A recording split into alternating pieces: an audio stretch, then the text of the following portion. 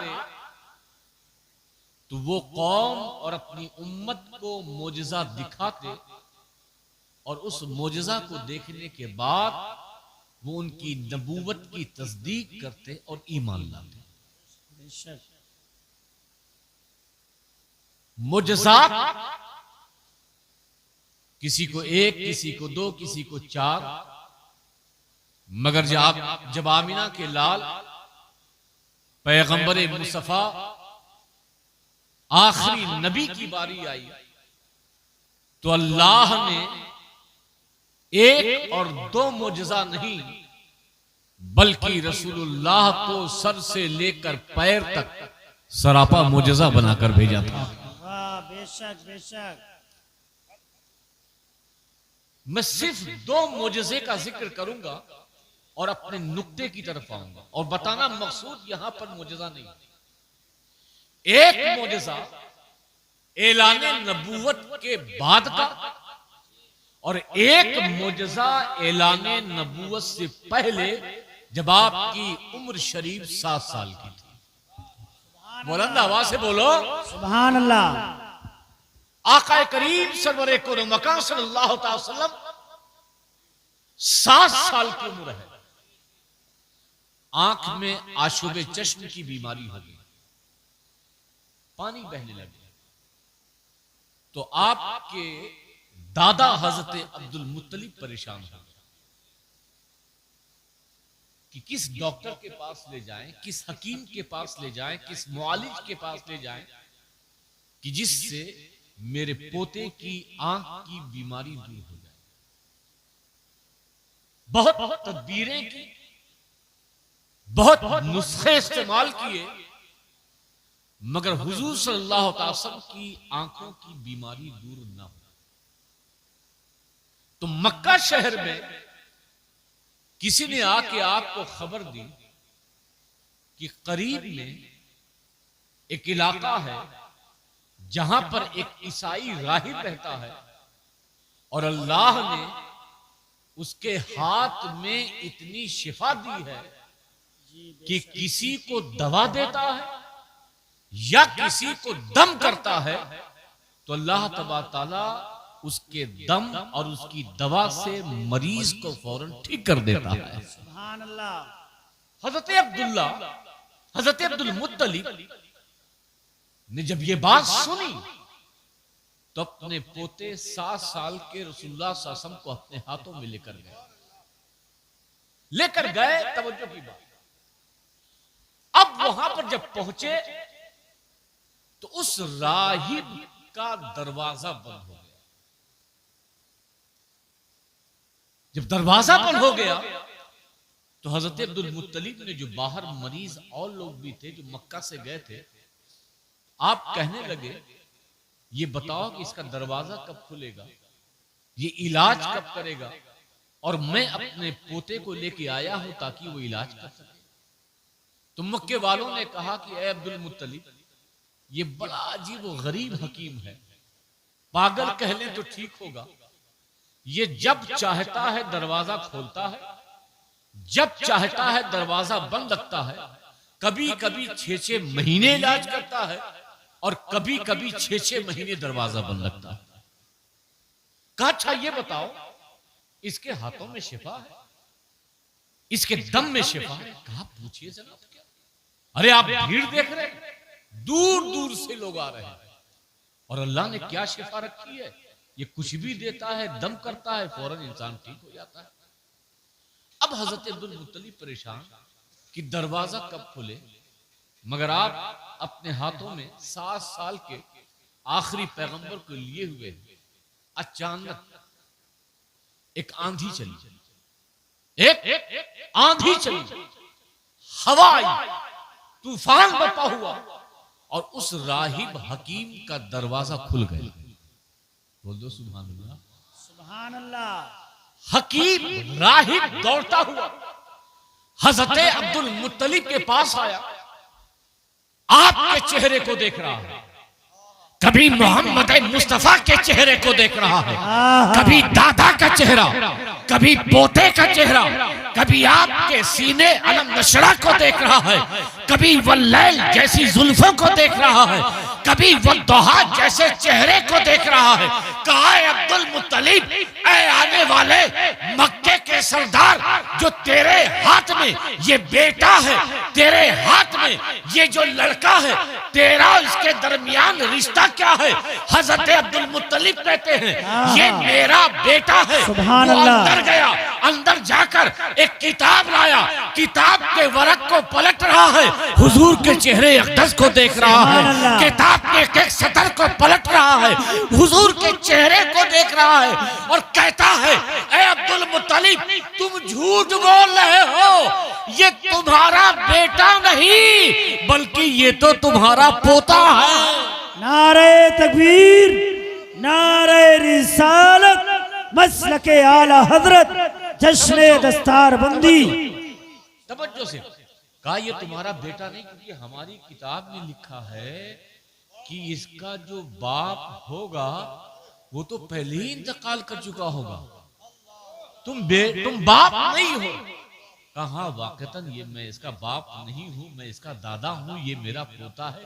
कहा ये सब की बात छोड़ो, मैं आया हूं इलाज के लिए, मैं चाहे दो दादा हूं, चाहे बाबा हूं, चाहे चाचा हूं, ये मेरा बेटा है, ये मेरा पोता है, ये मेरे हाथ में मेरा लफ्ते जिगर है, दिल का करार है, ये आशोबे चश्म का शिकार है।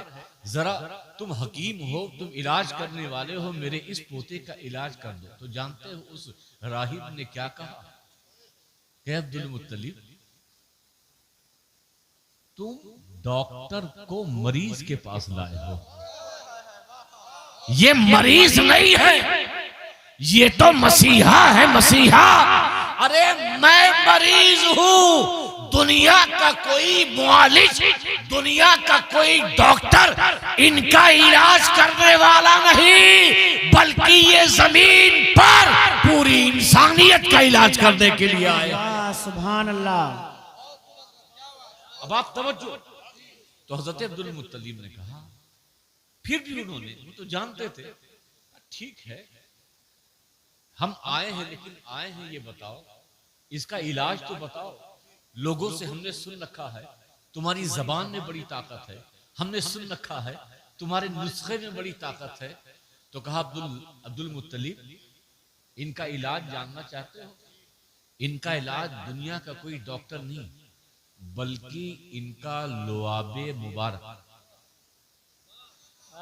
लुआबे मुबारक, वो लुआबे मुबारक जो हजरत अबू हुरैरा की आंखों में लग गया। सुभान अल्लाह। वो लुआबे मुबारक जब हजरत अली को आशूबे चश्म हुआ था, हुजूर ने लगाया तो बाबे खैबर को उखाड़ लिया। वो लुआबे, सुभान अल्लाह। कहा इन्हीं का लुआबे मुबारक निकालो और इनकी आंखों में लगा दो, ये तुम्हारा पोता ठीक हो जाएगा। सुभान बोलो अल्लाह। सुभान अल्लाह, और बुलंद आवाज से बोलो सुभान अल्लाह। आगे की बात आपने लगाया और वाकईतन वही हुआ। हुजूर का लुआबे मुबारक जैसी आपकी आंखें मुबारक में लगाया गया तो आप फौरन ठीक हो गए। तो हजरत अब्दुल मुत्तलिब जाने लगे। कहा एक राहिब एक बात बताओ, बड़ा मजमा रहता है, बड़ी भीड़ रहती है। अब होता भी है ना, जब कोई इलाज करता है तो बहुत से लोग पहुंच भी जाते हैं, ये तेरी जड़ी में क्या फायदा है, कहाँ से लाते हो, कहाँ से करते हो। तो हजरत अब्दुल मुत्तलिब ने पूछा, ये इलाज करते हो, ये जो दम करते हो, ये बताओ कि तुम्हारी जबान में इतनी शिफा कैसे? तो जानते हो उस राहिब ने क्या कहा? अब्दुल मुत्तलिब, मैं कुछ नहीं पढ़ता, बल्कि ये आखिरी पैगंबर हैं और मैं अल्लाह से इन्हीं आखिरी पैगंबर के वसीले से दुआ मांगता हूं, अल्लाह ताला इन्हीं के सदक़े में जब इनका नाम जबान पर आता है तो लोगों को शिफा हासिल हो जाती है। सुभान अल्लाह। अब मैं सिर्फ एक ही मुजज़ा बयान करके बात करेंगे। ये है हुजूर का मुजज़ा। ऐलान नबूवत से, ऐलान नबूवत के बाद बेशुमार मुजज़ात हुए ना, बोलिए। मगर यहां मुजज़ा बयान करने नहीं आया, आज जब पहली बार जब हुजूर ने ऐलान नबूवत फरमाया तो कौम के बड़े लोग जमा हुए और कहा कि अगर आप अल्लाह के रसूल हो, क्या कहा, बोलिए क्या कहा, आप अल्लाह के रसूल हो तो इसी वक्त कोई ना कोई मुजज़ा दिखाई दे। क्या कहा, आप अगर अल्लाह के रसूल हो, क्योंकि हमने किताबों में यही पढ़ा है, अपने बुजुर्गों से यही सुन रखा है, जो अल्लाह का रसूल होता है, पैगंबर होता है, वो अपने साथ कोई ना कोई मुजज़ा लेकर आता है। आप अगर सच्चे रसूल हैं तो आप अभी मुजज़ा दिखाइए। जब अल्लाह के रसूल ने कौम के बड़े लोगों से ये सवाल सुना तो जानते हो अल्लाह के रसूल ने क्या कहा, फ़क़द लबिस्तु फ़ीकुम उम्रम मिन क़ब्लिही अफ़ला ताक़िलून। मेरी नबूवत, तवज्जो, मेरी रिसालत पर मुजज़ा तलब करने वालों। अब ये ऐलान कब किया था, कितने साल में किया था, बोलो कितने साल में ऐलान किया था, अरे बोलो ना। हुजूर की उम्र कितनी थी, 40 साल। कितने साल थी, कितने साल, 40 साल में ऐलान कर रहे हैं। हुजूर क्या कर रहे हैं कि मेरी नबूवत, मेरी रिसालत पर मुजज़ा तलब करने वालों, ये जो मेरी 40 साला जिंदगी तुम्हारे दरमियान गुजरी है,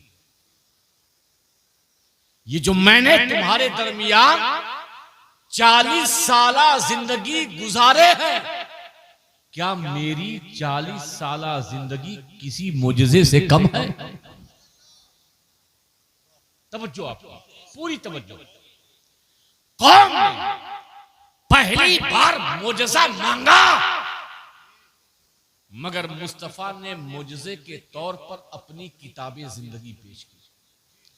मैंने आका की बारगाह में सवाल किया, ऐ अल्लाह के रसूल, आज कौम ने पहली बार मुजज़ा मांगा था, तलब किया था, तो आज तो पहला मौका था चांद के 2 टुकड़े कर देते, आज पहला मौका था कंकरियों से कलमा पढ़ा देते, आज पहला मौका था अंगुष्ठे मुबारक से चश्मे जारी कर देते, आज पहला मौका था किसी गोरे को काला कर देते, किसी काले को गोरा कर देते, आज पहला मौका था किसी मुर्दे को जिंदा कर देते, आज पहला मौका था ओहद पहाड़ की तरफ उंगली से इशारा कर देते, आज पहला मौका था कोई ना कोई मुजज़ा ऐ आका आप दिखा सकते थे, मगर आज आपने न चांद के 2 टुकड़े किए, न सूरज को डुबोया, न डूबे हुए सूरज को वापस किया, न कंकरियों से कलमा पढ़ाया,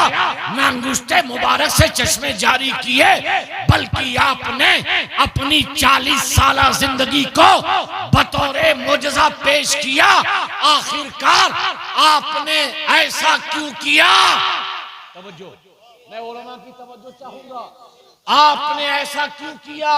चाहते तो चांद 2 टुकड़े करते, चाहते तो कंकरियों से कलमा पढ़ाते, चाहते तो मुर्दे को जिंदा कर देते, मगर आपने ये मुजज़ात ना दिखाए, बल्कि 40 साला जिंदगी बतौरे मुजज़ा पेश की। तो आका जवाब देते हैं कि याद रख, ये मुजज़ा फकत काफिरों मुशरिकों के लिए नहीं, बल्कि सुबह क़यामत तक आने वाली नस्लों के लिए है। इसलिए कि जब मेरी उम्मत तुमसे कोई सवाल करे इस्लाम कैसा मजहब है, इस्लाम की हक्कानियत पर जवाब दो, तो किताब को बतौरे दलील जवाब में बाद में पेश करना, अपनी जिंदगी को मुस्तफा के सीरत में ऐसी डाल लेना कि लोग तुम्हें देखे इस्लाम की हक्कानियत का इकरार करते जाए।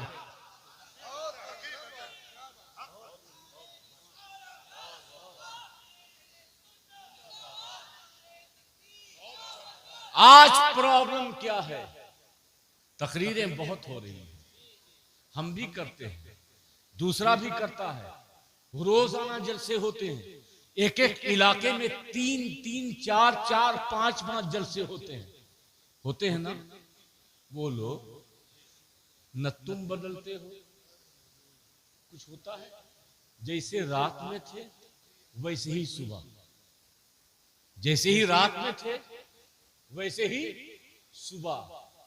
जबकि मुस्तफा ने जो अपनी 40 साल जिंदगी को बतौर मिसाल पेश की थी ना, तो मुस्तफा की जिंदगी का एक एक वर्क भी, अमानत उसमें, सच्चाई उसमें, दयानत उसमें, हक्कानियत उसमें, लोगों से प्यार उसमें, बच्चों से प्यार उसमें, हमसाया का हुकूक उसमें, अपनों और गैरों से मोहब्बत उसमें।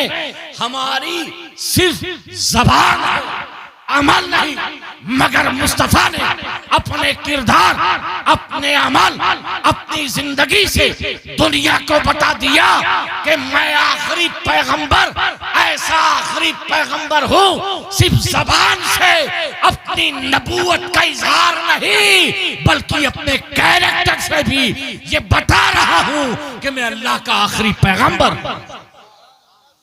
और आप तारीख अंबिया में देखेंगे, आदम से लेकर ईसा तक, हालांकि हर नबी का कैरेक्टर अच्छा होता है, हर नबी साहिब किरदार होता है, हर नबी नेक होता है, हर नबी परहेजगार होता है, मगर किसी नबी और रसूल ने भी अपनी जिंदगी को बतौर मुजज़ा पेश नहीं। तन्हा मुस्तफा की जात है, तन्हा रसूलुल्लाह की जात है, तन्हा हमारे आका की जात है कि जिन्होंने मुसलमानों को सीरत पर जोर दिया। किस पर जोर दिया? बोलिए, सीरत पर। मैं इसकी मिसाल दूं, गरीब नवाज हिंदुस्तान आए, जितने लोग जानते हैं उतने लोग बोलते हैं जी। गरीब नवाज हिंदुस्तान आए जी। मंसूरपुर आए थे, अरे बोलो ना, कैसे मालूम? आपको कैसे मालूम कि मंसूरपुर नहीं आए?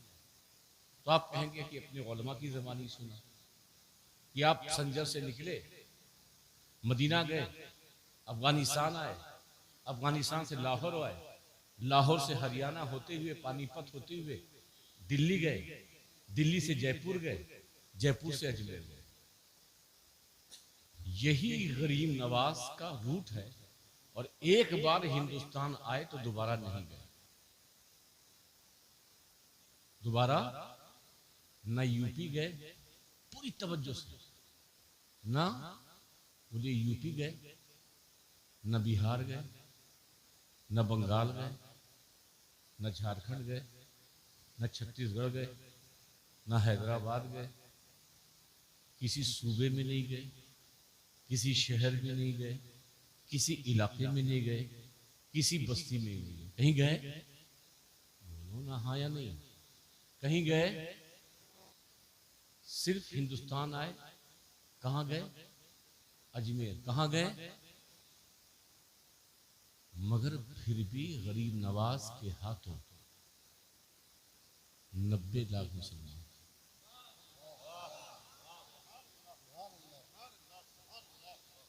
तवज्जो, न मंसूरपुर आए, न कनूरकी गए, न रसूलपुर गए, मुरादाबाद गए, संभल गए, बरेली गए, किचौछा गए, गोरखपुर गए, छपरा गए, सीवान गए। कहीं गए? बोलो, कहीं गए? फिर भी मुसलमान कितने? सभी बोलो, सभी बोलो, कितने? 90 लाख। जो कहीं गया ना हो, जो कहीं गया ना हो, फिर भी मुसलमान कितने? 90 लाख। चलो ये बात, ऐसा भी नहीं गूगल का दौर हो, ट्विटर का दौर हो, सोशल मीडिया का दौर हो, और आपने एक ट्वीट कर दिया, I am Moinuddin, I am coming from Sanjar, I want talk to you about Islam, please join my Twitter, Instagram, Facebook story. ऐसा कुछ था? बोलो, न कोई ट्वीट, न कोई इश्तेहार, न अजमेर में इज्तिमा, कुछ था?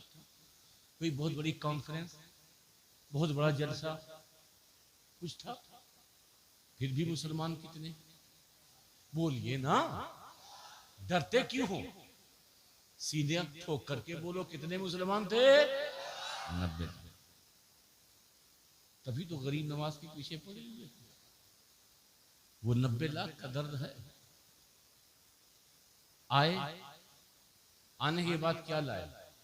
यहाँ उलमा बैठे हुए, क्या मुल्ला हसन लाए, क्या कुदूरी लाए, क्या कुतबी तसव्वुरात तस्दीकात लाए, क्या नहमीद लाए, क्या पंजगन लाए, हिदायतुल हिकमत लाए?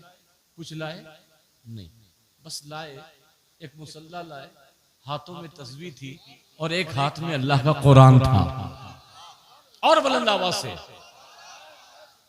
चलो ठीक है, इस्लाम तलवार से फैला, क्या गरीब नवाज तीर लाए, तलवार लाए, बम लाए, भाला लाए, मिसाइल लाए? कुछ लाए? कुछ लाए? तो कभी मंसूरपुर के सुन्नी मुसलमानों, अपने इस दिमाग पे जोर दो और अपने दिमाग से ये सवाल करो, जो कभी मेरे पास आया ना हो, जो कभी तुम्हारे दादा के पास गया ना हो, पर दादा के पास गया ना हो, जो कभी इश्तिहार कहीं चिपकाया ना हो, अजमेर में कोई कॉन्फ्रेंस की ना हो, कोई इज्तिमा किया ना हो, कोई जुलूस निकाला ना हो, न वो तीर लेके आया, न वो तलवार लेके आया, न वो किताबों का अंबार लेके आया, फिर भी उसके हाथों 90 लाख मुसलमान कैसे? 90 लाख मुसलमान कैसे? ये सवाल जहन में आता है, जहन में ये बात आती है, ये तरास पैदा होता है कि जाने से बातें सुनते हैं, बातें सुनकर मुतासिर होते हैं, मुतासिर होने के बाद वो आपके मजहब को कबूल करते हैं, वो आपकी बातों को एक्सेप्ट करते हैं, मगर गरीब नवाज कहीं गए नहीं। मैंने सोचा ये सवाल कहाँ से पूछा जाए, बरेली जाऊं, किछौछा जाऊं, मुरादाबाद जाऊं, अशरफिया जाऊं, फिर सोचा कोई कहेगा उनका जवाब है, कोई कहेगा यहाँ से जवाब नहीं, इसलिए सोचा आलम तसव्वुर में ही गरीब नवाज से ही पूछ लिया जाए। ऐ गरीब नवाज, अताए रसूल, हिंदल वली, हसन संजरी, गरीब नवाज, न हिंदुस्तान में आप किसी बस्ती में गए, आप किसी शहर में गए, किसी स्टेट में गए, किसी जिला में गए, किसी इलाके में गए, न आप अजमेर में कोई इज्तिमा किया, कोई जलसा किया, कोई आपने जुलूस निकाला, न आप किताबों का अंबार लाए, न तीर लाए, न तलवार लाए। 90 लाख मुसलमान कैसे बने? तो गरीब नवाज की रूहानियत जवाब देती है कि सब ये बात सच है, न मैं कहीं गया, न किताबों का अंबार, न तीर, न तलवार। अरे मोइनुद्दीन, अगर कुछ लाया है तो मदीने से मदीने वाले का किरदार लेकर आया है, मदीने वाले की सीरत लेकर आया है, किरदार मुस्तफा की खुशबू अजमेर से हिंदुस्तान में फैली, उसी किरदार की खुशबू में लोग इस्लाम कबूल कर लिया।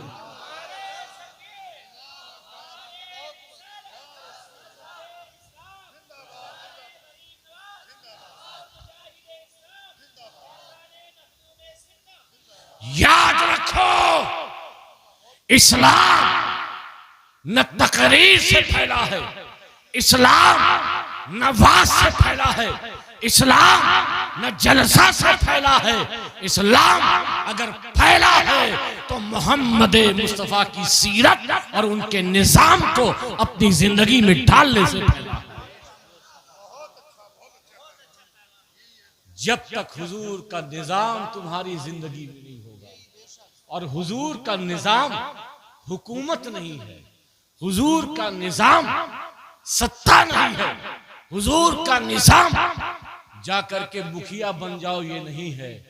हुजूर का निजाम ये है कि चाहे जानशीन अव्वल सिद्दीक अकबर खिलाफत की कुर्सी पे बैठे हो, मगर निजाम मुस्तफा की बागडोर को ऐसा चलाया कि निजाम मुस्तफा सिद्दीक अकबर के भी हाथ में, हजरत अबू जर गफ्फारी, हजरत अबू हुरैरा, हजरत फारूक आजम, हजरत उस्मान गनी, हजरत मौला अली, अरे हुकूमत पर बैठकर इन हुक्मरानों ने भी निजाम मुस्तफा चलाया, मगर बोरिया और हुजूर के मदरसे की टूटी हुई चटाई पर हजरत अबू हुरैरा, हजरत अब्दुल्ला इब्न मसूद और हजरत सलमान फारसी ने भी उस निजाम मुस्तफा को अपने किरदार से चमकाया।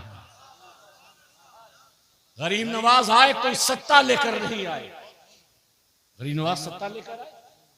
अजमेर हुकूमत की जो सत्ता लेकर आए वो आज भी जलील और ख्वार है, जो सत्ता के लिए आए वो आज भी जलील और रुसवा है, जो सत्ता के लिए, जो जमीन के लिए आए वो जमीन तक रहे, मगर जो अल्लाह के दीन के लिए आया तो वो गरीब नवाज सिर्फ अजमेर में नहीं रहा बल्कि हर मुसलमानों के दिल में रहा।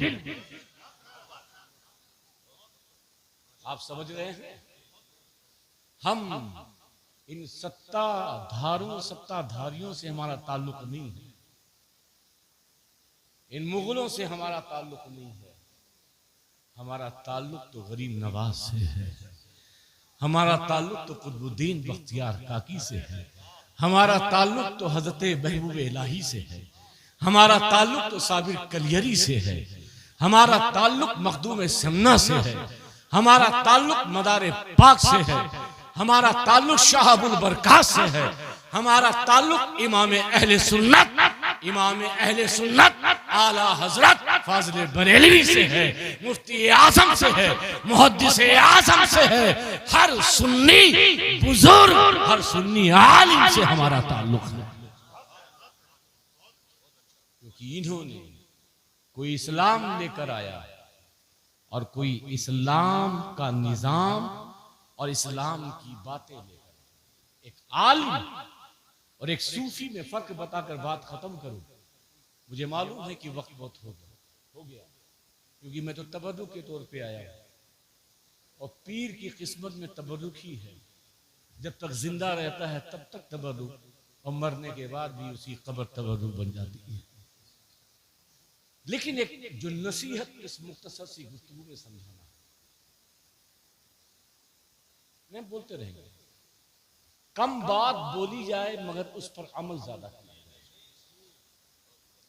एक नुक्ता और बयान करूं, सिर्फ एक नुक्ता, आप सुनिए, आप सबकी तवज्जो है, कादी शरीफ साहब बैठ जाइए, आपको जाने नहीं दूंगा, वरना आपके जलसे में 23 तारीख को नहीं आऊंगा। एक बहुत बारीक नुक्ता, और सबसे पहले ये नुक्ता बयान करके बात खत्म करूंगा। नमाज फर्ज है, आप लोग बोलो, नमाज सबसे अहम इबादत कौन सी है, बोलो ना। कोई इसमें से हमको बता सकता कि नमाज फर्ज कब हुई? हुई है? हाँ, नमाज फर्ज कब हुई आप पर? चलो बोलो ना, कब हुई? गुस्साखी है, जवाब देना भी गुस्साखी। नमाज कब फर्ज हुई? नमाज कब फर्ज हुई? कब हुई? किसी को जवाब मालूम? मैं दे, कब हुई? मेराज की नमाज कब फर्ज हुई? सभी बोलो ना ताकि याद रहे। नमाज कब फर्ज हुई? इसमें कोई शक है? किसी को नहीं कहा? चलिए दूसरा सवाल, जब मेराज में नमाज फर्ज हुई उम्मत पर, यहां बात उम्मत की हो रही है, तो उस वक्त हुजूर सल्लल्लाहु अलैहि वसल्लम की उम्र क्या थी? ये भी नहीं मालूम होगा, मैं बता दूं। उस वक्त हुजूर अकरम सल्लल्लाहु अलैहि वसल्लम की उम्र शरीफ 52 साल 6 महीना थी। कितनी थी? उसको रनिंग मान ले 53 साल था। हुजूर की उम्र कितनी थी? सभी बोलिए। ऐलान नबूवत कब किया? नमाज उम्मत पर फर्ज कब हुई? 13 साल। रोजा कब फर्ज हुआ? हिजरत के दूसरे साल, यानी जब हुजूर की उम्र 55 साल। ज़कात कब फर्ज हुई मालिक निसाब पर? हिजरत के चौथे साल, यानी जब हुजूर की उम्र मुबारक 57 साल। हज कब फर्ज हुआ? बाज़ रिवायत में 6 साल, बाज़ रिवायत में 8 साल, बाज़ रिवायत में 9 साल। हम इस वक्त समझने के लिए जब हुजूर की उम्र 60 साल थी। अब तवज्जो उलमा की, 53 साल की उम्र में नमाज फर्ज। बोलिए ना जी, ही बोलिए। 53 साल की उम्र में, 55 साल की उम्र में ज़कात फर्ज, रमजान का रोजा फर्ज। 57 साल की उम्र में ज़कात फर्ज। 60 साल की उम्र में 53, 55, 57, 60, 52 में नमाज थी। फर्ज की बात कर रहा हूं मैं, कहां नफल की बात कर रहा हूं। 52 में नमाज फर्ज थी। बोलिए बोलिए ना। रोजा था 51 में था, 50 में था, 49 में था, 38, 47, 46, 45, 44, 43, 42, 41, 40। 53 साल ये मक्की जिंदगी, 10 साल मदनी जिंदगी, ऐलान नबूवत की कुछ 23 साल जिंदगी। 23 साल में 13 साल तक उम्मत पर, 13 साल तक उम्मत पर। हालांकि हुजूर नमाज पढ़ते थे, सहाबा नमाज पढ़ते थे, कुछ वक्त की थी उन पर जरूरी, मगर उमूमी तौर पर जो उम्मत पर नमाज फर्ज हुई है वो 53 साल। 53 साल बाद 55, 57, 60। तो मैं सवाल कर रहा हूं कि जब 40 साल में उम्मत पर नमाज नहीं थी तो हुजूर ने नमाज की तबलीग की? क्योंकि जो फर्ज है उसकी तबलीग होगी ना। रोजे की तबलीग की, ज़कात की तबलीग की, हज की तबलीग की, ऐलान नबूवत से लेकर 13 साल तक उम्मत पर न नमाज फर्ज, न रोजा फर्ज, न हज फर्ज, न ज़कात फर्ज। तो हुजूर ने न नमाज की तबलीग, न रोजे की तबलीग, न ज़कात की तबलीग, न अरकान हज की तबलीग। सवाल ये होता है कि हुजूर ने वो तबलीग क्या की? वो उम्मत तक कौन सा पैगाम पहुंचाया? वो उम्मत तक कौन सी बात पहुंचाई? वो उम्मत तक 13 साल की उम्र तक कौन सा फरीजा ऐलान नबूवत के बाद निभाया? आओ हजरत खदीजा के पास चलते हैं। तुम्हें हज जवाब हजरत खदीजा देती है कि जब वही नाजिल हुई और आका करीम हजरत खदीजा के पास आते हैं। आप कब कपा रहे थे, आप घबरा गए। हजरत खदीजा ने कहा, ऐ मेरे मालिक। अब यहाँ पर याद रखिएगा, हजरत खदीजा को पता नहीं था ये नबी है। मैं उस वक्त की कैफियत बयान कर रहा हूं। उनको पता नहीं है कि ये नबी है, हुजूर को पता है मैं नबी हूं, मगर खदीजा को पता नहीं है कि ये नबी है। कहती हैं, ऐ मेरे शौहर, मेरे सरताज, आप गम न करें, अल्लाह आपको हलाक नहीं करेगा, अल्लाह को आपको जाय नहीं करेगा। क्यों? क्योंकि आपके अंदर 7 खूबियां ऐसी हैं, 7 खूबियां ऐसी हैं जो इस रूए जमीन पर किसी के अंदर वो खूबी नहीं। और उसमें जो हजरत खदीजा ने पहली खूबी बयान की थी, मुसलमानों ने नमाज तो ले लिया, जुमा ही सही, ईद ही सही, ज़कात और सदका तो ले लिया, रमजान का रोजा 30 नहीं 2 ही सही मगर ले लिया, हज नहीं तो उम्रा ही सही मगर कर लिया, मगर कसम खुदा की जो इस्लाम की रूह थी मुसलमानों ने उसे छोड़ दिया। 40 साल से पहले जिसे कुरान में फकत लबिस्तु फीकुम उम्रन मिन क़ब्ल ही अफला ताक़िलून कहा, और 40 से लेते के 13 तक यानी 53 तक न नमाज, न रोजा, न हज, न ज़कात की तबलीग, बल्कि हजरत खदीजा कहती है मुस्तफा का किरदार, मुस्तफा की जिंदगी ऐसी थी कि अगर दो दुश्मन भी हुजूर के पास आते थे, मुस्तफा की गुफ्तगू सुन करके वो दुश्मन आपस में दोस्त हो जाया करते थे। पूरी जिंदगी मेरे आका ने सिर्फ मोहब्बतें फैलाई, टूटे हुए दिलों को जोड़ा। अबू दाऊद की हदीस पाक है, सिहाए सित्ता की हदीस है। अगर आप कहें ये सिर्फ खिताबत है तो सिहाए सित्ता की हदीस है। सहाबा किराम से अल्लाह के रसूल सल्लल्लाहु अलैहि वसल्लम ने इरशाद फरमाया, सहाबा क्या मैं तुम्हें एक अमल ऐसा न बता दूं जो नमाज से भी अफजल है, जो रोजे से भी अफजल है, जो ज़कात देने से भी अफजल है। तो सहाबा किराम ने अर्ज किया, अल्लाह के रसूल बता दीजिए वो कौन सा अमल है जो नमाज से अफजल है, जो रोजे से अफजल है, जो ज़कात से अफजल है। तो अल्लाह के रसूल ने इरशाद फरमाया, दो टूटे हुए दिलों को जोड़ना। बोल दो टूटे हुए दिलों को जोड़ना, ये तुम्हारी नमाज से भी अफजल है, रोजे से भी अफजल है, ज़कात से भी अफजल है। आज रमजान में देखिए अभी कितने रोजेदार निकल आएंगे, नमाजी भी निकल आएंगे, मगर एक सच्चा मुसलमान जो दूसरे दिलों को जोड़ने वाला है, क्या वो निकलेगा? नमाज वही नमाज है जो हुजूर के निजाम सीरत को अपनाते हुए अपनाई जाए। नमाज वही नमाज है जो हुजूर के किरदारों को अपनाते हुए, क्योंकि नमाज तो ये खुदा का हक है और दिलों को जोड़ना ये बंदों का हक है। और किरदार नबी ने अपना दुनिया को बताकर दिखाकर ये बता दिया कि तुम दिलों को जोड़ते जाओ और हुजूर की सीरत को अपनाते जाओ। ये खुदा की बारगाह में भी ये मकबूलियत का परवान। आज सबसे बड़ी कमी, मैं तकरीर खत्म कर चुका हूं, बस आखिरी के 2-4 बात। सबसे बड़ी कमी है कि ना हम नमाजी हैं, न रोजेदार हैं, न हाजी हैं, न ज़कात देने वाले हैं, और ना ही हम किरदार के एतबार से सच्चे मुसलमान। मुसलमान किरदार से जाना जाता है। इस किरदार पर मैं बहुत देर तक गुफ्तगू कर सकता हूं, लेकिन वक्त भी काफी हो चुका है।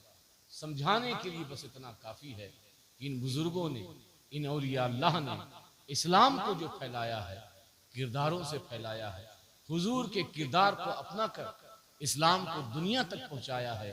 आज जरूरत है वही हुजूर के किरदार को अपनाएं। जब तुम हुजूर के किरदार को अपनाओगे तो हर तरफ निज़ाम मुस्तफ़ा तुम्हें नजर आएगा। अल्लाह तबारक तआला की बारगाह में ये दुआ है कि हमारे कारी साहब, हमारे हाफिज साहब, ये तमाम कारी शरीफ साहब, मैं सारे लोगों के नाम को याद नहीं, माजरत के साथ जिन लोगों ने भी इस इदारे को, और बहुत अच्छा लगा कारी साहब को देख करके, बेचारे, हालांकि वो इदारे के बानी नहीं है, ऐसा लग रहा था कि पहले मुझे लगा कि इदारे के वो बानी हैं, लेकिन एक प्रिंसिपल हो करके भी इस इदारे के साथ पता नहीं आज रहें कल ना रहें, फिर भी वो ईसार और वो खुलूस और उस इदारे को अपना समझना, ये बहुत बड़ी बात है। आप लोग मदरसा अहले सुन्नत अशरफिया अख्तरुल उलूम का साथ दीजिए, कारी साहब के हाथ को मजबूत कीजिए और अपने इलाके का ज़कात, फितरा, जो भी चंदा है अपने करीबी इदारे अख्तरुल उलूम को दीजिए, ताकि आपका घर अगर मजबूत है तो समझिए पूरा इलाका मजबूत है। वमा अलैना इल्लल बलाग। अस्सलामु अलैकुम।